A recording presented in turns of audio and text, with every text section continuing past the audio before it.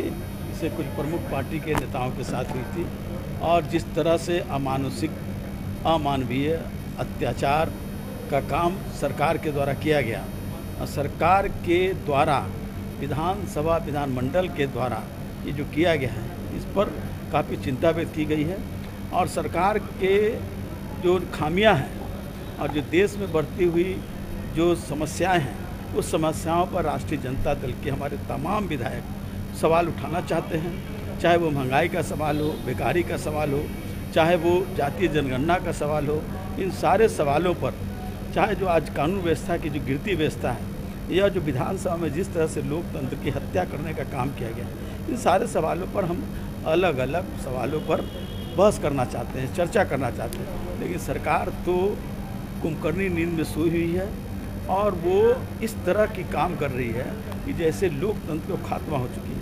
ये आरएसएस की जो नीति रही है, जो गोलवलकर की नीति रही है, उसी नीतियों को ये लागू करना चाहती है। इसी सवाल पर काफ़ी चर्चा हुई है और चर्चा के बाद महागठबंधन कल क्या कुछ होगा? तेजस्वी यादव ने बाइकाट कर दिया है, बाइकाट किया है, लेकिन हम अपने सवालों को उठाते रहेंगे, सदन में नहीं सड़क पर भी हम करेंगे और महागठबंधन के तमाम नेताओं से चर्चा के बाद कार्यक्रम की रूपरेखा तय करके कल उसकी घोषणा की। आज सत्ता पक्ष के मुख्यमंत्री ने कहा कि तेजस्वी खुद को खिलाड़ी बताते हैं और आज बिहार में खेल जगत में कोई बड़ा सौगात मिली और आज क्या सौगात मिली है? स्पोर्ट्स यूनिवर्सिटी का जो है विधेयक पास हुआ नहीं रहेगा।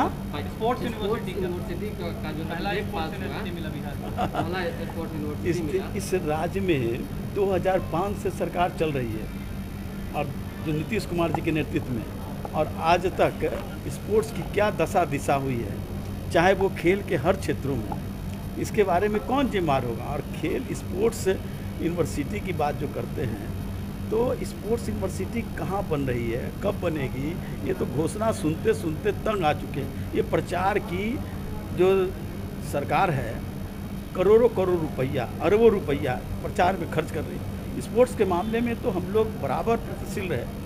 हमारे नेता लालू यादव जी ने बराबर स्पोर्ट्स की प्राथमिकता दी। यहाँ तक कि जो गरीब गुरबा, जितना सामर्थ्य, जितनी ताकत, जितनी प्रतिभा हमारे जो उन तंग बस्तियों में, टोलों में रहने वाले हमारे बच्चे बच्चियों में, उसका सही रूप से परिमार्जन नहीं कर रही है।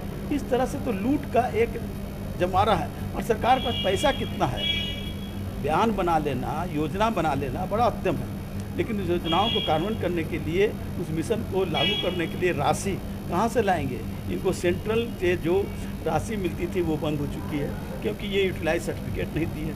यूटिलाइज सर्टिफिकेट नहीं देने के कारण उनके ही नेता नित्यानंद राय जी ने आकर के कहा था कि जो विभागों में जो यूटिलाइज सर्टिफिकेट नहीं दे रहा, जिसके कारण दूसरी किस्त, तीसरी किस्त नहीं मिल रही है, तो ये तो सिर्फ ढोर कल्पना है।